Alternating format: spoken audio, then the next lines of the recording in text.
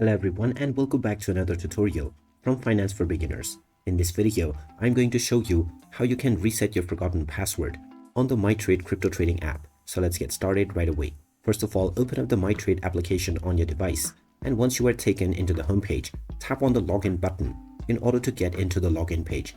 Now within this page, in order to reset your password, just tap on the forgot password option underneath the login box.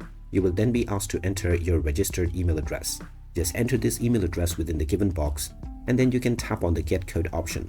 This will now send you a verification code to your email address. So go ahead and check your inbox and you will find this code right away. Just enter this code within the verification box and then tap on continue. And now you will be allowed to reset or change your password right away. Just type in your preferred new password and make sure all three criterias are met. Then tap on the confirm button once again. And now your password has successfully been changed. You can use this password that you have just set to log back into your account right away. So there you have it. That is how easy it is to reset your forgotten password on the Mitrade crypto trading app.